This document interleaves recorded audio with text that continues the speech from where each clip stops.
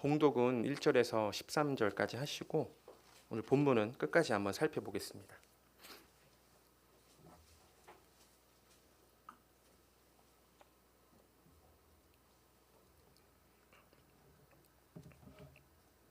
함께 합독하시겠습니다. 시작. 예수께서 산에서 내려오시니 수많은 무리가 따르니라. 한 나병 환자가 나와 절하며 이르되 주여 원하시면 저를 깨끗하게 하실 수 있나이다 하거늘 예수께서 손을 내밀어 그에게 대시며 이르시되 내가 원하노니 깨끗함을 받으라 하시니 즉시 그의 나병이 깨끗하여 진지라.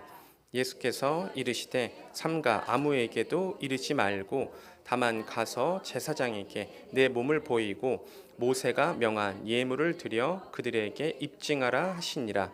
예수께서 가버나움에 들어가시니 한 백부장이 나와 간구하여 이르되 주여 내 하인이 중풍병으로 집에 누워 몹시 괴로워하나이다. 이르시되 내가 가서 고쳐주리라. 백부장이 대답하여 이르되 주여 내 집에 들어오심을 나는 감당하지 못하겠사오니 다만 말씀으로만 하옵소서. 그러면 내 하인이 낫겠사옵나이다. 나도 남의 수하에 있는 사람이요 내 아래에도 군사가 있으니 이더러 가라 하면 가고 저더러 오라 하면 오고 내 종더러 이것을 하라 하면 하나이다. 예수께서 들으시고 놀랍게 여겨 따르는 자들에게 이르시되 내가 진실로 너희에게 이르노니 이스라엘 중 아무에게서도 이만한 믿음을 보지 못하였노라. 또 너희에게 이르노니 동서로부터 많은 사람이 이르러 아브라함과 이삭과 야곱과 함께 천국에 앉으려니와 그 나라의 본 자손들은 바깥 어두운 데 쫓겨나 거기서 울며 이를 갈게 되리라. 예수께서 백부장에게 이르시되 가라 내 믿은 대로 될지어다 하시니 그 즉시 하인이 나으니라. 아멘.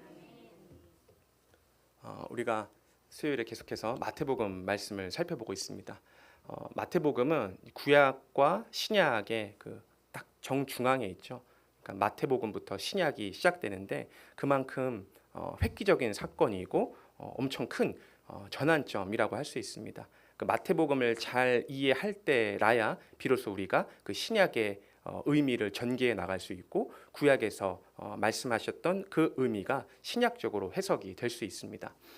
신약의 목표는 하나입니다. 바로 구약에 예언된 메시아 그리스도가 바로 예수님이다라는 사실을 밝혀나가는 거죠. 우리가 세상의 어떤 사람의 말도 어떤 책이나 기록물에서도 예수가 하나님의 아들이신 그리스도다라는 사실을 확인할 수 없습니다. 오로지 이 성경 한 권에서만 하나님의 아들을 발견할 수 있는데 성경에서 또 특히 신약에서 예수님에 관한 많은 이야기를 다른 이야기를 하려고 하는 것이 아니죠. 내가 바로 하나님의 아들이신 참 그리스도다라는 사실을 밝히고 있습니다.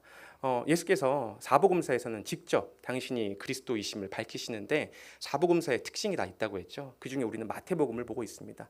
마태복음의 핵심은 직임을 통해서 그리스도를 증거하는 겁니다. 이 직임이라는 것은 매우 중요하죠. 왜냐하면 하나님이 구약시대에 하나님의 나라인 이스라엘을 다스리실 때 아무한테나 하나님 나라를 다스리라고 맡겨두신 것이 아니었습니다. 그 세 가지 직임자를 주시고 그것이 왕이고 선지자고 왕, 선지자, 제사장이었죠. 그 사람들에게 기름을 부어서 그들로 하여금 하나님의 나라를 다스리게 하셨습니다.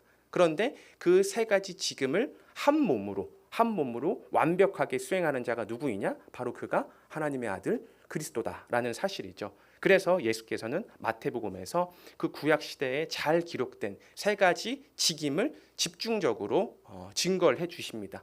1, 2, 3, 4장에서는 그리스도에 적합한 자격 요건이었죠. 반드시 혈통은 유다 혈통, 왕의 혈통을 타고나야 되는 거고 출생은 베들레헴에서 출생을 해야 되는 거고 그리스도가 오기 앞서서 반드시 준비자가 있어야죠. 그래서 세례 요한이 와서 세례를 주었던 것이고 그 그리스도는 누구이냐? 사단 권세에 이 세계는 완전히 종속되어 있지만 오직 하나님의 아들만이 그 사탄을 이기심으로 내가 바로 구약에 약속된 그 그리스도다라는 사실을 4장까지 해서 증거를 해주셨던 내용이고 이제 5장부터 16장까지는 본격적으로 내가 바로 선지자다.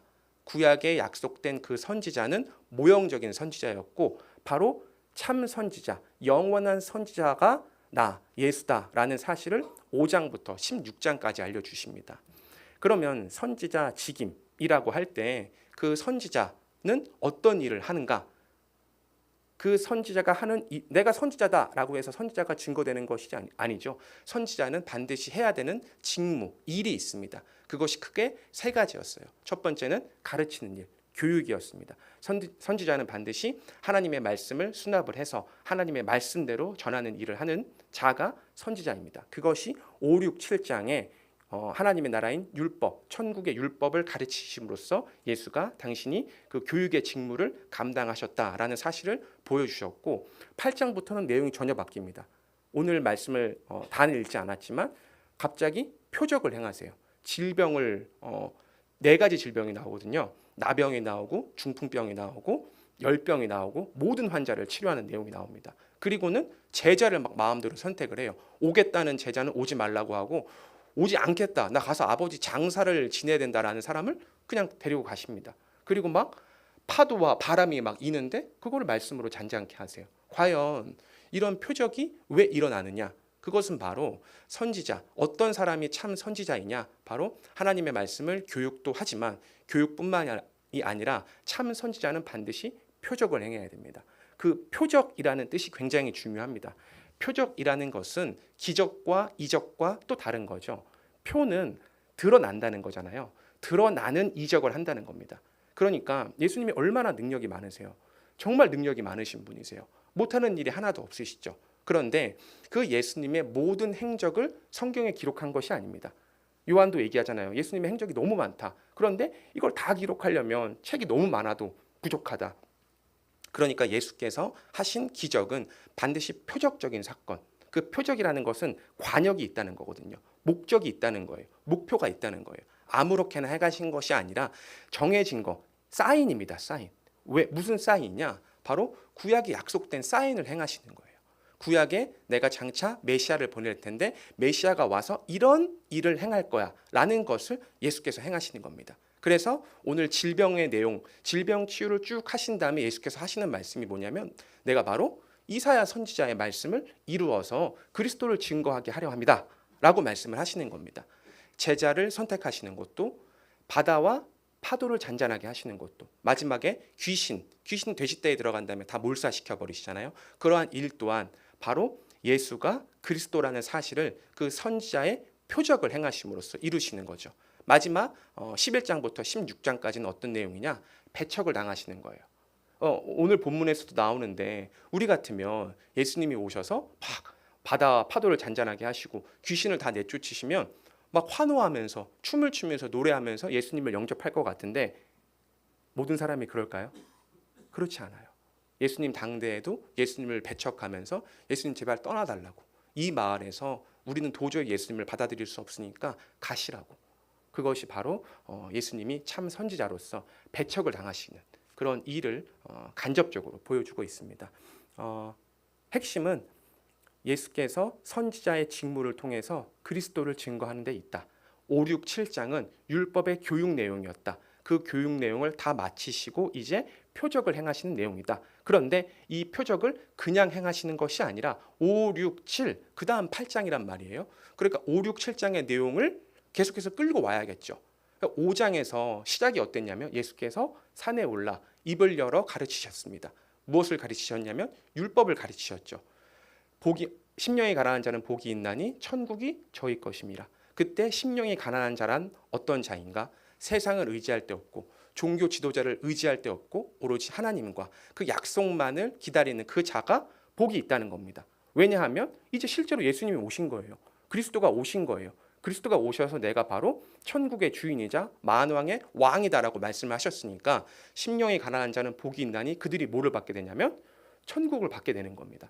그래서 예수께서 율법을 어떻게 가르치시냐면, 내가 천국의 주인으로 왔고 그 다음에 그 율법의 내용을 강화시켜 주시잖아요. 내가 율법을 폐하러 온 게 아니야. 그런데 율법을 지켜서 의인이 되는데, 그 율법이 과거에 구약 시대에는 실제로 살인을 해야지 너희가 범법했다고 하지만 이제는 분노만 해도 너희는 율법을 범한 자야.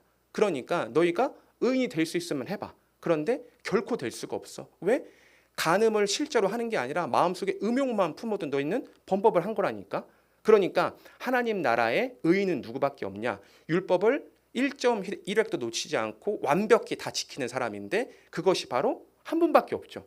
그 율법을 완전히 지키는 사람을 보면 우리는 확신할 수 있는 겁니다. 그가 누구라고? 하나님의 아들이신 그리스도다라는 사실을 5장에서 알려주신 거고, 그렇게 그리스도가 오셔서 천국의 주인이자 율법의 완성자로 오시면 그분을 우리가 깨닫게 되면 이제 어떻게 되느냐? 가치관이 변하는 거죠. 구제를 하거나 어떤 기도를 할 때 더 이상 외식하는 행위, 사람에게 행하는 외식적인 사람이 아니라 이제는 은밀한 곳, 골방에 가서 하나님과 독대하는 그런 자세로 바뀌게 된다. 그것이 천국 주인이 다스리는, 천국에 사는 천국 백성의 어떤 가치관이 되는 거죠. 그 가치관을 가지고 사는 사람은 이제 어떻게 사느냐? 구하고 찾고 두드리는데 무엇을 찾는다? 예수를 찾고. 무엇을 구한다? 성령을 구하고. 무엇을 두드린다? 천국 문을 두드리는 삶으로 내 윤리관이, 내 삶의 자세가 더 이상 세상의 가치관, 세상을 따르고 세상 사람들의 말을 이루어 가려면서 사는 것이 아니라 내가 예수님을 참 하나님의 아들이자 그리스도로 믿고 깨닫는 자는 어떻게 살아가냐? 은밀하게, 그리고 예수를 찾고 성령을 구하고 천국 문을 두드리며 사는 삶을 살게 된다라는 것을 예수께서 이제 5, 6, 7장을 통해서 가르쳐 주셨습니다. 8장 이제 보시면 1절, 예수께서 산에서 내려오시니 수많은 무리가 따르니라. 산에 올라가셨어요. 올라가서 율법을 다 가르치시고 장면이 전환되는 겁니다. 의미가 있죠. 산에서 내려옵니다.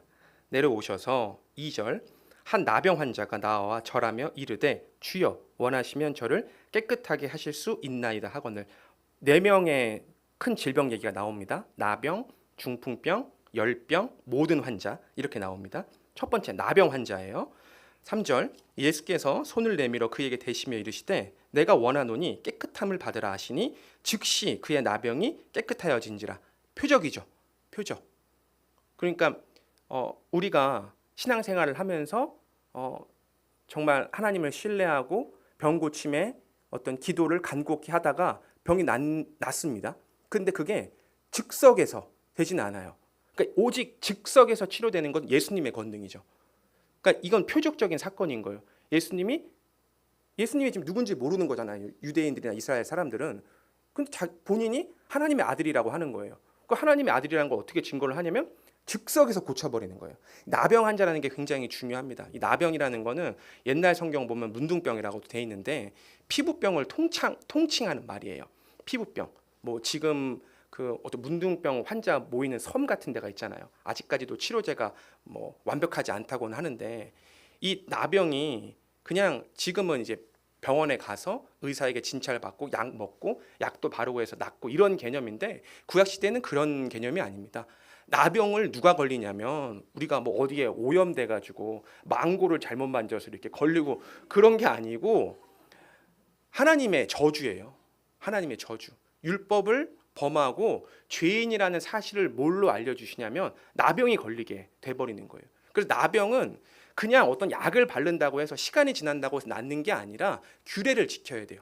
하나님이 그 나병을 낫게 하려면 이러이러한 규례를 드려야 된다라고 정해놔서 그 규례대로 따라야지 나병이 치료가 되는 거예요. 그러니까 나병 걸렸다고 했을 때 우리도 그렇잖아요. 코로나 걸렸다고 했을 때 좀 흠칫하기는 하지만 그래도 낫겠지 이렇게 하지만 이 당시에는 나병 환자는 있을 수가 없는 거예요.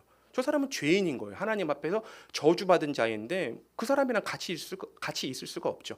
그만큼 심각한 상황입니다.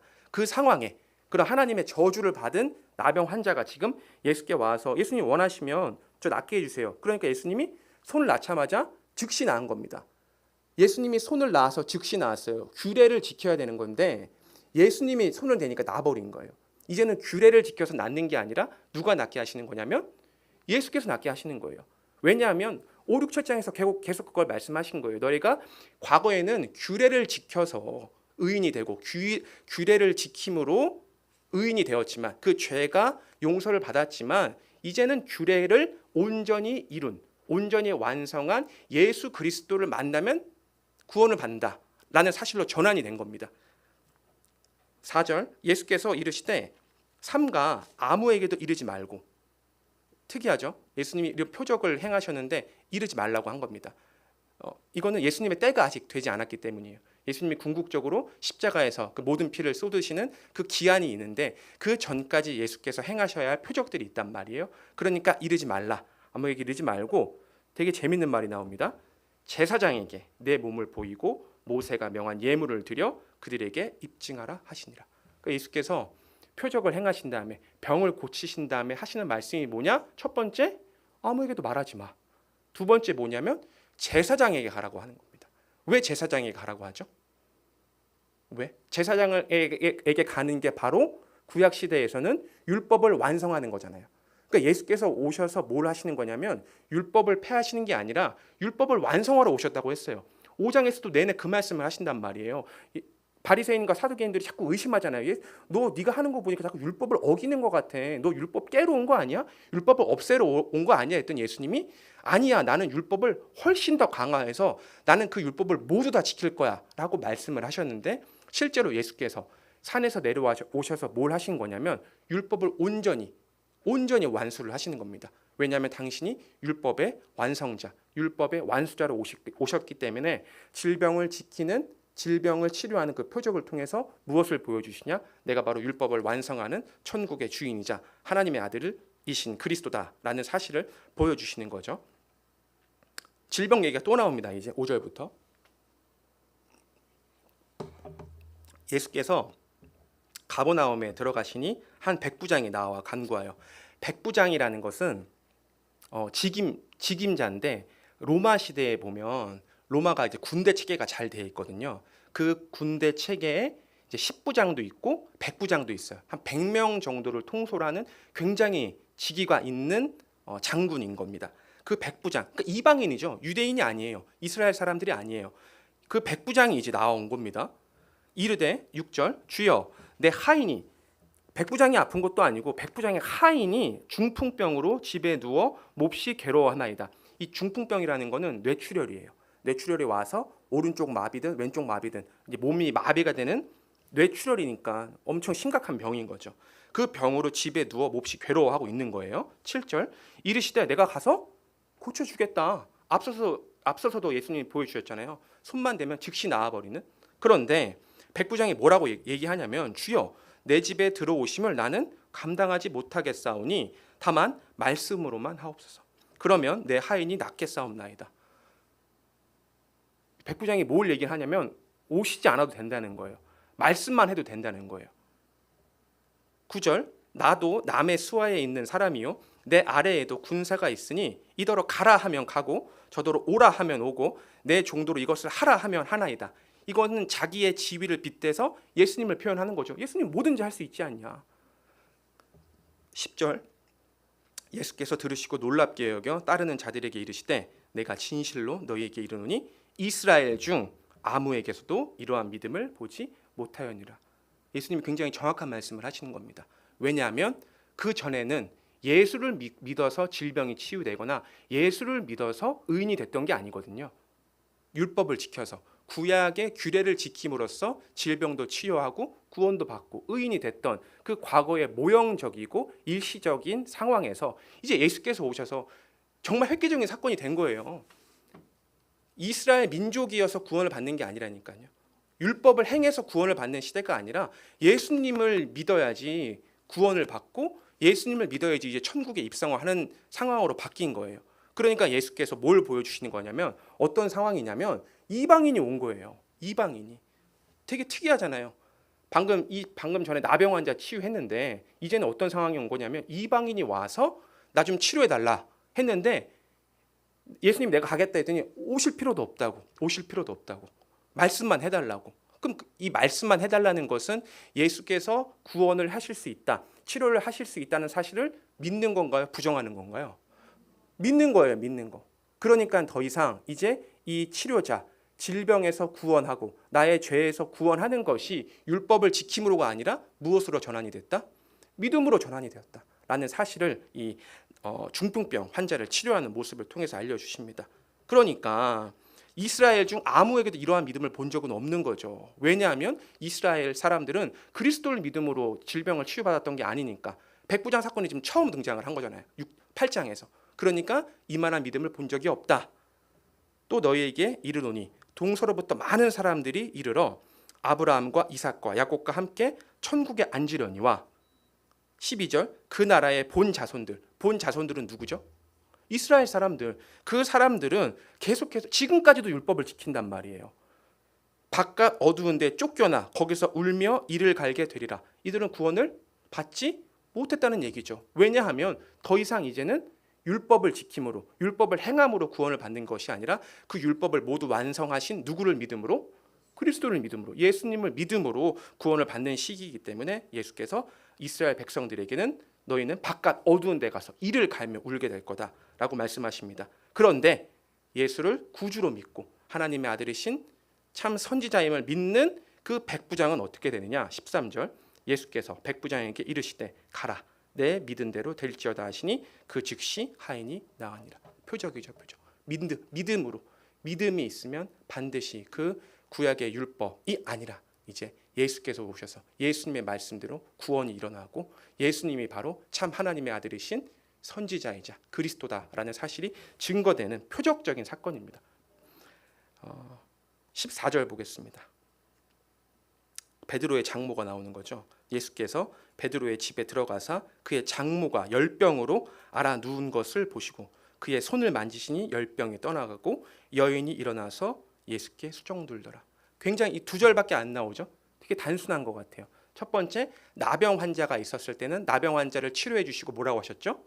제사장에 가서 내 몸을 보이라 라고 했어요. 그것이 바로 율법의 완성자이자 천국의 주인으로 오신 예수를 증거하기 위해서였고, 두 번째는 백부장 얘기였어요. 백부장이 예수님 내가 가서 치료해 줄게 했더니 예수님 오실 필요 없어요. 말씀만 하옵소서 라고 했더니 치료가 됐어요. 왜? 그 믿음으로. 이제는 더 이상 그 구원이 율법의 행함이 아니라 그리스도를 믿는 믿음으로 치료가 된다. 구원을 얻는다라는 사실을 알려줬습니다. 세 번째, 열병이에요.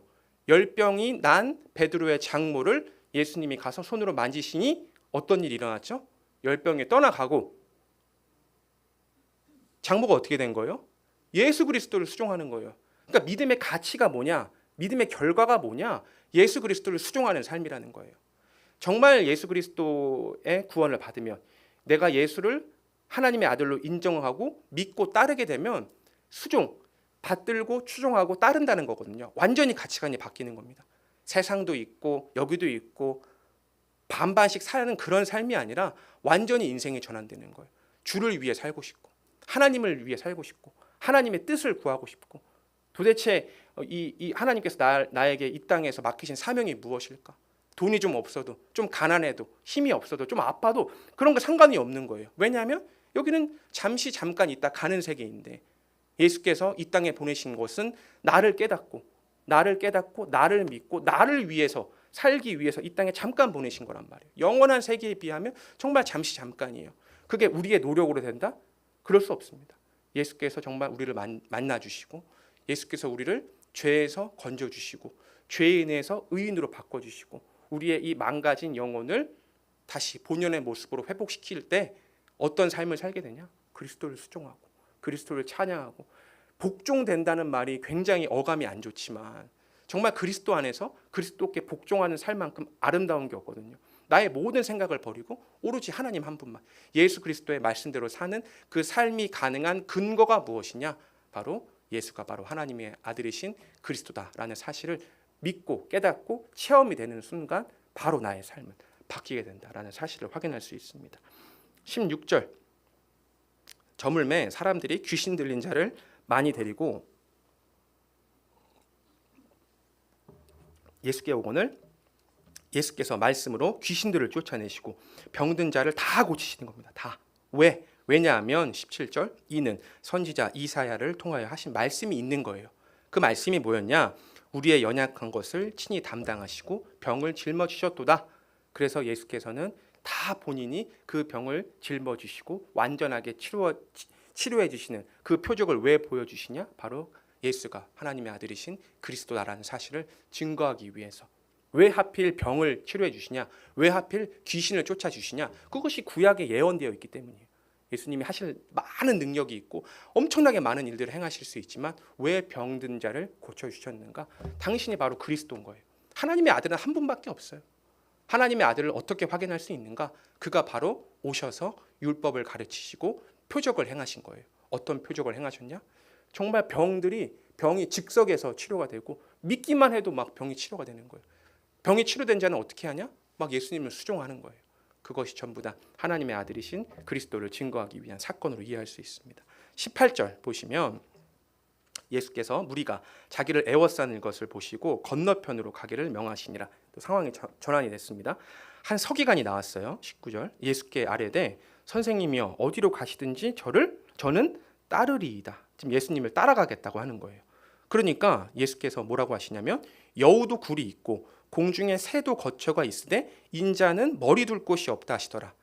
나는 머리 둘 곳도 없고 나 따라와봤자 아무것도 안 돼. 그러니까 따라오지 마 하면서 거절을 하시고 거부를 하신 겁니다. 그런데 21절 제자 중에 또 한 사람이 이르되 주여 내가 먼저 가서 내 아버지를 장사하게 허락하옵소서. 우리가 이 혈육 관계에서 이 인간 세계에서 제일 중요한 것 중에 하나가 장례를 치르는 건데 그 장례 중에서도 아버지 장례를 치르는 거란 말이에요. 정말 시급한 일이에요. 해야 되죠. 그런데 예수께서는 뭐라 하시냐면 죽은 자들이 그들의 죽은 자들을 장사하게 하고 너는 나를 따르라. 그러면 정말 예수님이 장사를 지내야 되는 상황인데 아버지 장례를 치러야 되는데 그거 중요하지 않아. 교회 와서 예배 드려. 이거를 가르치려고 하시는 걸까요? 그런 게 아니죠. 지금 예수님은 표적을 보여주시는 거예요. 어떤 표적이냐면 당신이 바로 하나님의 아들이라는 거예요. 그리스도라는 거란 말이에요. 참 선지자라는 거예요. 그러니까 이거는 제자를 선택을 하는데 제자인 사람이 스승을 선택할 수 없는 거예요. 내가 제자가 되고 싶다고 해서 되는 것도 아니고 절대 제자가 될 수 없는 상황에서도 하나님이 선택하시면 제자가 된다는 거예요. 이 권능은 하나님 아들밖에 없죠. 절대 권세, 선택을 할 수 있는 절대 권세는 하나님밖에 없어요. 그러니까 전 인류가 부패하고 죽어야 되는 상황에서도 하나님이 노아를 선택하시잖아요. 죽지 않습니다. 구원받습니다. 모세가 그 바로에게 가서 이제 이스라엘 백성을 구원해 와야 되는 직임을 맡았을 때 하나님 나 맡겨주십시오. 내가 가서 잘해보겠습니다. 이랬나요? 저 절대 못 가요. 저 절대 못 갑니다. 나 입술도 말도 어눌하고 나 못 가요. 하나님 했을 때 하나님이 가라. 내가 너를 선택했다. 내가 아론도 붙여줄게. 가. 하나님 마음대로 선택하시는 거거든요. 모세가 모세의 후계자를 선택합니다. 여호수아를 선택해요. 모세 마음이에요. 엘리야가 엘리사를 선택할 때 엘리사의 의견 묻지 않습니다. 절대적인 권세예요. 제자를 선택하는 게 하나님에게 절대적인 주권, 그 선택이 인간에게 있는 게 아니라 하나님께 있다는 사실을 표적적으로 보여준 거란 말이에요. 그 사건을 지금 예수께서 예수님 당대에 어떻게 보여주시냐? 막 예수님 따라갈게요 라는 사람을 오지 못하게. 그리고 정말 이건 누가 봐도 가야 되는 상황인데 아주 그러니까 결정적인 그리고 정말 이거는 연출을 한 거죠. 도저히 뺄 수 없는 상황. 누가 봐도 그 장례 치르고 가면 되잖아요. 그런 상황 속에서도 하나님이 제자로 삼으시는 것은 뭘 보여주시기 위해서냐? 절대적인 선택의 주권이 내게 있다. 그런 절대권이 있는 사람은 한 사람밖에 없는 거죠. 바로 하나님의 아들이신 그리스도밖에 없다라는 사실을 이 제자 선택이라는 표적을 통해서 보여준 겁니다. 이 표적은 바로 구약 시대에 다 예언이 되어 있던 거죠. 23절 보겠습니다. 배에 오르심에 제자들이 따랐더니 바다에 큰 놀이 일어나 배가 물결에 덮이게 되었을 때 예수께서는 주무시는지라. 파도가 막 치는데 예수님이 주무시는 거예요. 상황이 이제 이해가 되시죠? 엄청 막 요동치는데 예수님이 주무신대요. 제자들은 다 일어난 거예요. 25절. 그 제자들이 나와 깨우며 이르되 주여 구원하소서 우리가 죽겠나이다. 그랬더니 예수께서 이르시되 어찌하여 무서워하느냐 이 믿음이 작은 자들아 하시고 곧 일어나사 바람과 바다를 꾸짖으시니 아주 잔잔하게 됐다는 거예요. 그러니까 바람과 파도를 잔잔하게 하는 이 사람은 있을 수가 없잖아요. 이 표적적인 사건을 예수님이 보여주시는 겁니다. 아주 풍랑이 있는 그 가운데에서 제자들이 막 살려달라고 하니까 바람과 파도를 꾸짖어서 잠잠케 하시는 거예요. 그 사람들이 놀랍게 여겨 이르되 이 이가 어떠한 사람이기에 바람과 바다도 순종하는가 하더라. 그러니까 지금은 자연을 주관하고 자연을 지배한단 말이죠. 구약 시대에 계속 이것이 예언이 돼 있습니다. 처음부터 창세기 1장 처음부터 이 태초를 누가 만들었다? 하나님이 만드셨다. 만사 만물을 전부 다 하나님이 만드셨고 또 인류를 심판하실 때 홍수를 일으키시는 분도 하나님이시고 홍수를 유지하시는 분도 하나님이시고 그 홍수를 사라지게 소멸하게 하시는 분도 하나님이세요. 이스라엘 백성들이 애굽에서 탈출할 때 애굽 군대가 바로 뒤까지 쫓아오잖아요. 도저히 빠져나갈 구멍이 없단 말이에요. 그때 뭘 가르고? 홍해를 가르시고 그 자연 만물을 마음대로 주관하시는 분은 하나님밖에 없는 거죠. 그런데 바다와 파도를 잠잠하게 한다? 그분은 바로 하나님의 아들이신 그리스도라는 사실을 표적적으로 드러내는 거죠. 마지막입니다. 28절. 또 예수께서 건너편 가다라 지방에 가심에 이제 귀신 들린 자 둘이 무덤 사이에서 나와 예수를 만나니 그들은 몹시 사나워 아무도 그 길로 지나갈 수 없을 지경이더라. 이에 그들이 소리 질러 이르되 하나님의 아들이여. 귀신은 바로 알아봐요. 하나님의 아들. 그러니까 하나님을 알아본다고 믿음이 있는 게 아니라 이것은 이제 귀신의 사단의 특징을 얘기해 주는 거죠. 이건 우리가 창세기를 잘 이해하고 있으니까 창세기 3장에 보면 하나님과 인간 사이를 이제 깨어버리는 그 존재가 뱀이잖아요. 근데 뱀을 요한계시록에서는 뭐라고 하냐면 옛뱀 곧 사단이라고 해요. 사단. 그러니까 피조물 중에 가장 강대한 자이고 인간이 결코 이길 수 없는 존재가 뭐냐면 사단이에요. 우리가 우리 자체적으로 사탄을 이긴다? 그런 일은 없어요. 우리는 절대적으로 사탄에게 종속될 수밖에 없고 욥도 그렇잖아요. 사탄이 그 어떤 집안도 깨버리고 아이들도 다 죽일 때 욥이 할 수 있는 건 아무것도 없어요. 그만큼 사단의 권세에 절대적으로 종속될 수밖에 없는 엄청나게 강한 권세를 가지고 있는 인간은 도저히 대적할 수 없는 아주 강한 권세를 가지고 있는 게 누구냐면 바로 이 사탄이라는 존재입니다. 예수께서 그 창세기에 보면 저주를 하시잖아요. 그때 그 사탄에게 어떤 저주를 주시냐면 이 공중 권세를 너희가 잡아라 이렇게 말씀을 하세요. 그러니까 인간은 늘 그 사단에게 휘둘려서 살 수밖에 없는 모습을 보이는 거고 사단을 이길 수 있는 방법은 하나밖에 없습니다. 그 사단 권세를 이기시는 누구를 통해서? 그리스도를 통해서 이기는 수밖에 없어요. 다른 길은 없어요. 다른 어떤 길도 없습니다. 사단의 그 막강한 권세 앞에 우리는 오로지 그리스도의 힘을 통해서만 그리스도의 능력을 통해서만 대적하고 이길 수 있는 것이 다른 길은 없습니다. 그런데 그런 귀신 들린 자가 있으니까 이 마을은 완전 쑥대밭이 되는 거죠. 하나님의 아들이요 바로 알아보는 겁니다. 인간이랑은 달라요. 굉장히 피조보다는 초월적인 존재이고 영적인 존재이기 때문에 예수님을 보자마자 아는 거예요. 하나님의 아들이다. 우리가 당신과 무슨 상관이 있나이까? 때가 이르기 전에 우리를 괴롭게 하려고 여기 오셨나이까 하더니 때가 이른다는 말은 뭐냐면 이것도 이제 계시록에 보면 영원히 무저갱에 집어넣는 사건이 나타나요. 그 스가랴서에도 예언이 되어 있거든요. 이 땅에서 귀신들을 모두 다 하실 것이라고. 그런데 사단은 그런 때인 줄 알고 근데 예수님 그때는 아니잖아요. 지금 종말이 아닌데 왜 지금 오신 거예요? 이 얘기를 하는 거예요. 그러니까 예수님은 표적 때문에 종말 사건이 아니라 표적 때문에 오신 것이고 30절 마침 멀리서 많은 돼지떼가 먹고 있는지라 귀신들이 예수께 간구하여 이르되 만일 우리를 쫓아내시려면 돼지떼에 들여보내 주소서 하니 그들에게 가라 하시니 귀신들이 나와서 돼지에게로 들어가는지라 온 떼가 비탈로 내리달아 바다에 들어가서 물에서 몰사하거늘 치던 자들이 달아나 시내에 들어가 이 모든 일과 귀신 들린 자의 일을 고하니. 그러니까 인간은 사탄을 대적할 수 없죠. 늘 믿지 않는 자들 보면 사탄에게 종속돼서 평생을 살아가잖아요. 평생 수십 년을 살아도 벗어나지 못합니다. 수십 년을 살아도 아무리 용한 무당을 찾고 뭐 불교를 믿건 천주교를 어떤 종교를 가든 그 사단의 권세에서 빠져나올 수 없이 평생을 살다가 그렇게 마무리해요. 그만큼 사단의 권세가 절대적이고 우리가 그 눈으로 확인하고 살고 있잖아요.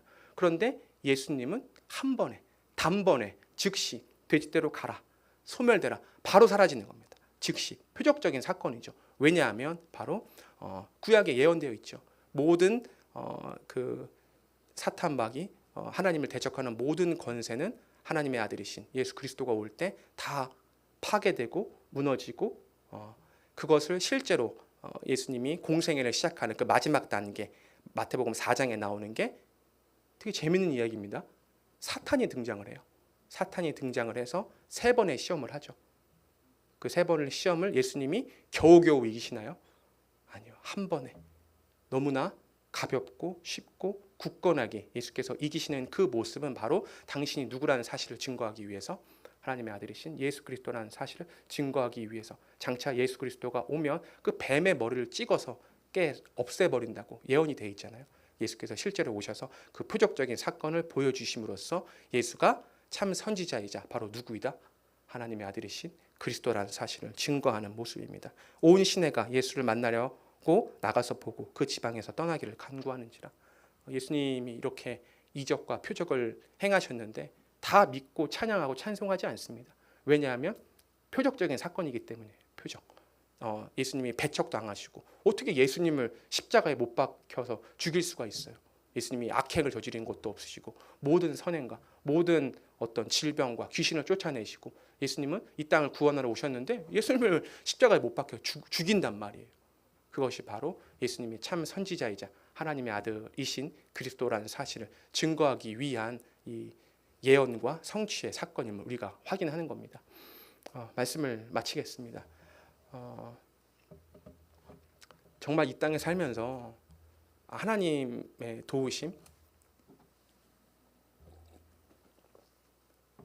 그 하나님의 인도하심 없이는 살 수 없다는 사실을 너무나 많이 느끼며 살아갑니다. 아무리 돈을 벌어도, 아무리 건강을 자신을 해도, 아무리 높은 권세에 있어도, 뭐 다양한 능력이 있고 외모가 출중해도 오래가지 않습니다. 그런 걸로 나의 모든 문제가 해결되지 않고 그런 걸로 의지하고 살면 금방 무너집니다. 금방. 돈을 의지하고 사는 사람 돈 때문에 무너지고, 사람 관계를 의지하면서 사는 사람 관계로 무너집니다. 되게 공허해지는 것 같아요. 자꾸 안 좋은 일이 생기고 또 어두운 영이 나를 휩싸으면 되게 무섭고 두렵고 어디가 아픈 것 같기도 하고 그런 일들이 일어났는데, 하나님이 정말 우리를 괴롭히기 위해서, 우리의 고난을 즐기기 위해서 그런 일을 주시는 게 아니거든요. 정말 우리를 이 땅에 보내신 이유는 하나님이 살아계시고 정말 하나님 능력 많으시잖아요. 지금 봐도 예수께서는 즉시 병을 쫓아내시고 즉시 귀신을 쫓아내시고 뭐 바다와 파도를 잔잔하게 하시고 또 제자를 선택하는 그 막 엄청난 절대적인 주권, 인생사를 마음대로 하나님이 주관하실 수 있다는 거거든요. 그런 하나님이 우리를 자녀 삼으시고 예수께서 당신을 찾으라고 하시잖아요. 당신의 영인 성령을 구하라고 하시잖아요. 당신의 집인 천국 문을 두드리라고 하시잖아요. 그러니까 예수님은 당신에게 오기를, 당신의 말씀에 귀 기울기를, 당신과 하나로 연합해서, 에베소서에 보면 예수님이 우리를 얼마나 사랑하시냐면 당신은 머리이고 우리를 몸이라고 하세요. 그 몸이 얼마나 소중해요. 지금 이 순간에 이 파란 쪽이 떨어져 나간다고 하면 정말 상상하고 싶지도 않거든요. 그만큼 예수님은 우리를 얼마나 사랑하시냐? 한 몸이라는 거예요. 너랑 나랑은 하나야. 일체적인 관계야. 떨어질 수 없는 사이야. 왜냐하면 내가 내 목숨으로, 내 목숨값으로 너를 산 내 소생이자 내 아들이자 내 딸이라는 거거든요. 그러니까 우리가 예수가 나의 머리라는 사실을 아는 만큼 정말 이 세상에서 이게 정말 고난이 그냥 고난이 아니구나. 이게 하나님께 영광되는 일이고 하나님을 위해서는 뭐든지 할 수 있구나. 그런데 일을 하다 보면 힘들 수도 있단 말이에요. 그런데 예수께서는 내가 정말 나의 몸처럼 너를 사랑하고 너는 내 자식과 같고 나는 너를 끝까지 보호하고 지킨다라는 사실을 믿게 되면 정말 그 힘든 것들이 사라지고 정말 자신감이 생기고 이 똑같은 세상을 사는 본 눈이 180도 달라지게 됩니다. 그래서 정말 예수님 알기를 힘썼으면 좋겠고, 이 삶 가운데 늘 우리가 어떤 일을 마치고 나면 TV 쉽게 틀잖아요. 넷플릭스를 본다든지 드라마 이렇게 보면서 쉬잖아요. 근데 그런 삶이 아니라 정말 내가 정말 가장 힘들 때 하나님 말씀 앞에 나아가서 말씀으로 위로를 받고, 또 우리가 어떤 세상의 논리, 뭐 속담이라든지 명언으로 삶을 이해하는 것이 아니라 하나님의 사랑을 느끼고 하나님과 나와 한 몸이고 내가 그분의 지체로서 교회의 머리인 몸으로서 살아갈 수 있다는 사실에 만족감을 누리시고 거기서 참 평안을 얻으시는 성도님들이 되셨으면 좋겠습니다. 찬송 함께 하시겠습니다.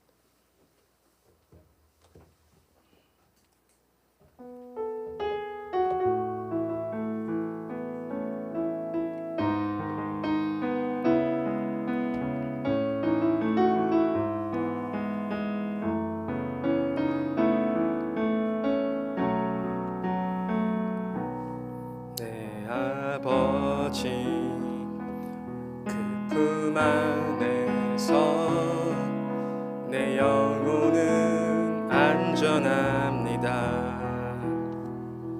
주 손길로 내 삶을 안으시니 그 평강이 나를 덮습니다. 나 비록 넘어지면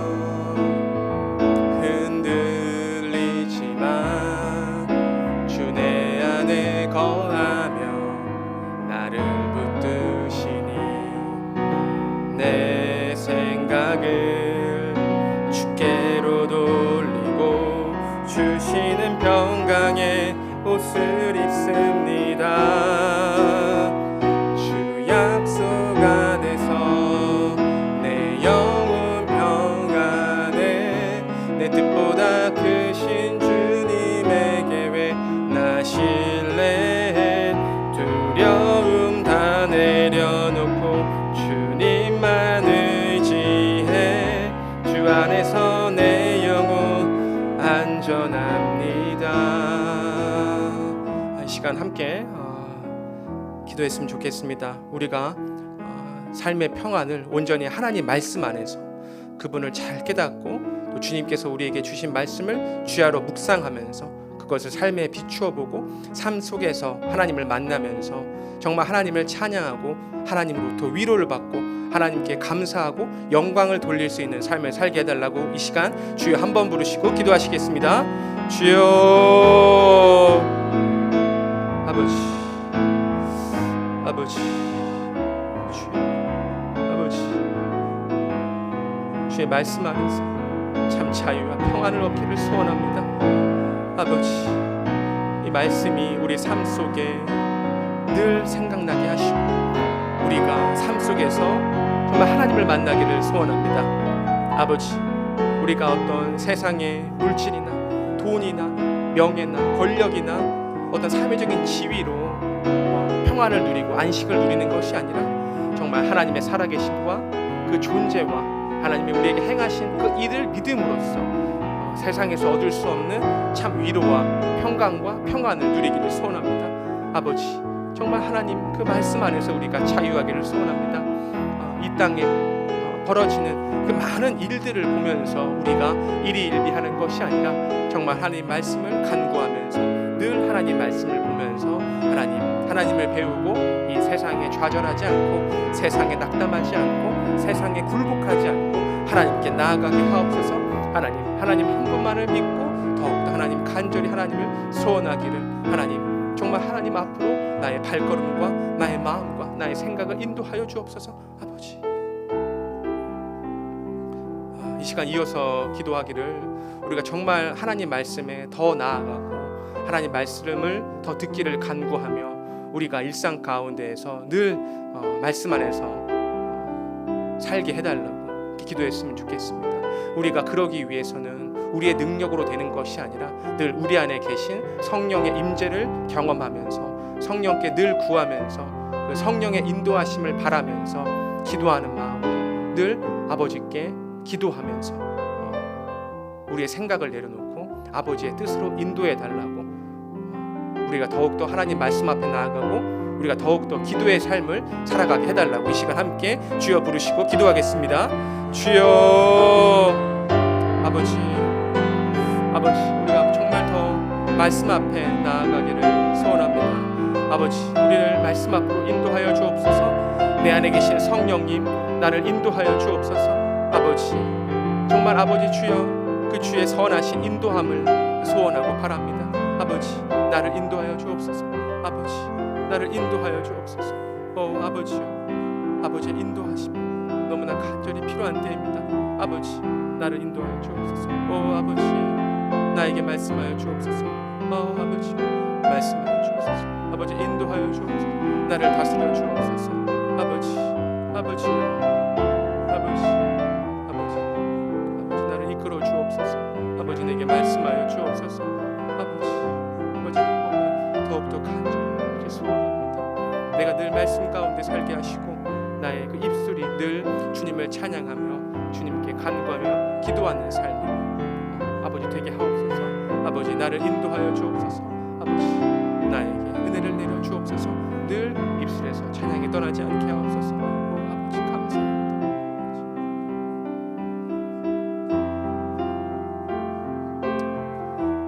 이 시간 또 기도할 것은 최환석 집사님을 위해서 함께 기도했으면 좋겠습니다. 최영미 선교사님의 오빠 되시는데 지금 간암 수술을 하셨는데 그 수술 후에 좀 생명이 위독하시다고 합니다. 약물이랑 방사선 치료는 받을 수 없는 상황인데 정말 지난주에도 최영미 선교사님이 금요일까지 같이 계시다가 토요일에 또 올라오셔서 같이 기도회 하시고 또 주일 예배도 드리셨는데 정말 그 오빠에 대한 마음이 애틋하고 그 오빠에 대한 회복을 정말 간절히 소원하고 있습니다. 우리가 합심하여서 정말 그 최환석 집사님 회복할 수 있게 해달라고 주여 부르시고 함께 기도하시겠습니다. 주여,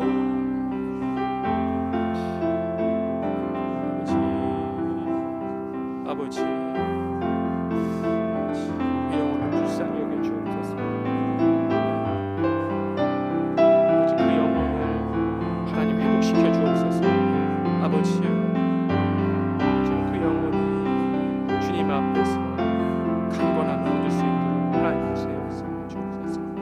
아버지, 놀라운 기적을 일으켜 주옵소서. 아버지께서는 병든 자를 고치시고 상한 영혼을 치유하시는 전능자이십니다.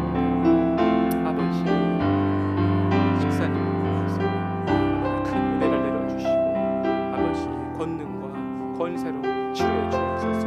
그리하여서 아버지를 믿는 많은 영혼들이 아버지를 더욱더 신뢰하게 하시고 아버지, 우리가 그저 이론적으로만 하나님을 믿는 것이 아니라 이 삶 가운데에서 정말 놀라운 하나님을 발견하며 경험하는 삶으로 더욱더 믿음의 확신을 얻을 수 있기를 아버지 간절히 기도합니다.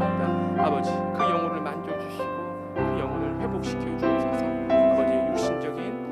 회복을 통해서 그가 더욱더 하나님을 찬양하고 더욱더 하나님을 예배하고 그의 가족들이, 그의 가정이 하나님께 돌아가고 아버지, 그에게 속한 많은 사람들에게 선한 영향력을 베풀면서 하나님을 전하고 또 하나님을 함께 찬양하며 하나님께 영광을 올리는 그런 사람, 그런 삶이, 그런 가정이 되도록 아버지께서 역사하여 주옵소서.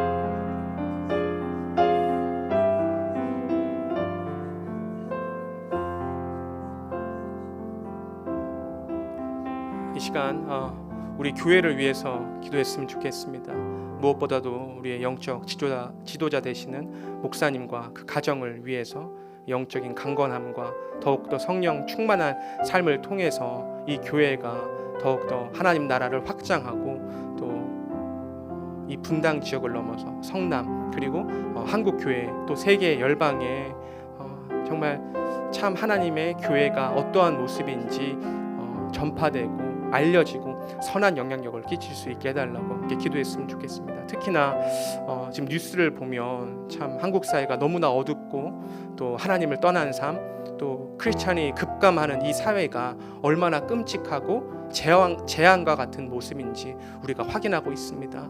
정말 이 세계를, 이 세상을 어둠 가운데 갇힌 이 저주받은 땅을 회복시킬 수 있는 유일한 길은 그리스도 한 분밖에 없습니다. 이 교회를 통해서 분명히 이 분당 오륜교회를 그 끔찍한 사건이 벌어지는 그 분당 한 가운데 두신 이유와 목적이 분명히 있습니다. 하나님께서 우리 각자에게 소망을 주시고 소원을 주시고 사명을 주셔서 우리가 그저 나의 어떤 안위나 내가 조금 편안해지는 그런 신앙을 넘어서 정말 이웃을 생각하고 내 주변을 생각하고 이 땅을 생각하고 하나님의 그 영원한 나라와 그분의 천국을 소원하는 그런 마음이 다른 어느 곳에서 시작되지 않습니다. 이 분당 오륜교회에서 우리가 이 교인으로서 성도로서 그 정체성을 느끼면서 우리가 온전히 헌신하고 그 헌신함을 통해서 세상에서 누릴 수 없는 그 아름다운 영광과 하나님의 그 말씀을 체험하게 해달라고 우리 주여 한번 부르시고 기도하시겠습니다. 주여 아버지 우리 교회를 세워주시고 아버지 교회를 통해서 정말 이 땅에 회복되는 놀라운 역사를 아버지께서 인도하여 주옵소서. 아버지 죄인된 우리가 예수 그리스도를 통해서 회복을 하고 죄인이었던 우리가 정말 우리를 위해서 이기적인 모습으로 살아갔을 때 아버지 정말 하나님을 만나고 나니까 나보다 남을 역겨우게 되고 정말 하나님의 말씀 없이 살아가는 많은 영혼들을 보고 긍휼한 마음이 듭니다. 아버지 우리에게 하나님의 선하심과 하나님의 은혜와 사랑을 채워주셔서 아버지 이제는 더 이상 세상을 위해서가 아니라 교회를 위해서 또 하나님 나라를 위해서 천국을 위해서 살아가는 그런 우리가 될 수 있기를 하나님께서 우리를 만져주시고 우리의 영혼을 채워주시고 아버지 우리가 정말 때때로 하나님을 벗어나는 그런 생각을 할 때가 있다면 하나님께서 우리의 마음을 만져주시고 우리를 채워주시고 우리를 다스려 주옵소서.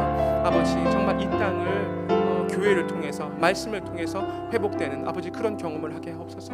아버지요 아버지의 은혜가 아버지의 역사가 아버지의 사역이 너무나 필요한 때입니다. 아버지 우리가 더욱더 하나님의 일에 협력하고 합력할 수 있도록 아버지 우리의 생각을 바꿔주시고 우리를 더욱더 말씀 안에서 살아가게 하시고 아버지 많은 경험과 체험과 주님 말씀 안에서 누리는 그 참 행복으로 인해서 우리가 그리스도를 전하고 복음을 전하고 사탄 마귀와 싸워서 능히 이길 수 있는 그런 많은 일들은 하나님께서 이끌어 주옵소서. 하나님 역사하여 주옵소서. 무엇보다도 목사님 강하게 붙잡아 주시고 그 가정이 영적으로 충만할 수 있도록 아버지 은혜를 내려 주옵소서. 아버지 정말 목사님이 하나님을 위해서 더욱더 헌신하고 또 하나님께서 채워주시는 그 공급과 영적인 선함과 아버지 능력으로 그 권세에 휩싸여서 살아갈 수 있게 하여 주옵소서. 아버지 세상을 볼 때 희망이 없고 아버지 세상을 볼 때는 뭔가 바랄 것이 없고 정말 더 이상 미래가 없지만 하나님 안에서는 모든 걸 할 수 있다는 것을 우리 분당 오륜교회를 통해서 하나님 보여주시고 경험시켜 주옵소서.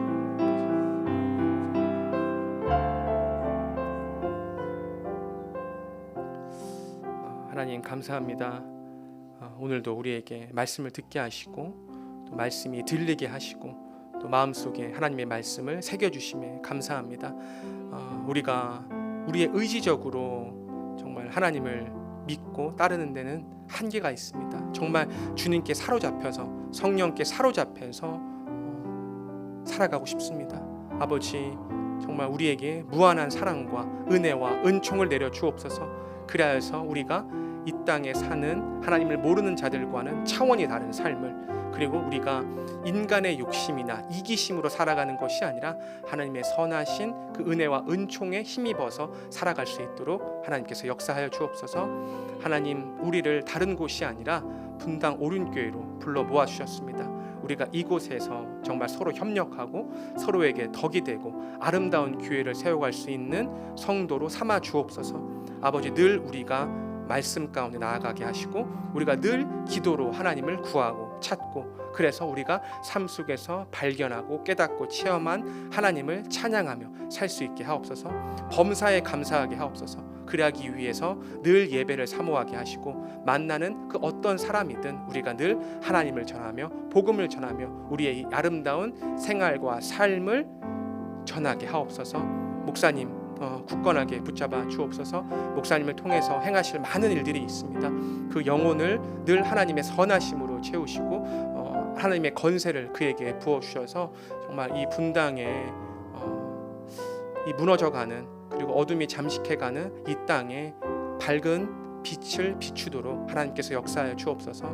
그래서 정말 우리가 단순히 머리로만 하나님을 알고 이론적으로만 하나님을 아는 것이 아니라 삶 속에서 변화되고 체험되는 그 하나님을 전하며 선포하며 살게 하옵소서. 오늘도 우리와 동행하시고 함께 하심에 감사합니다.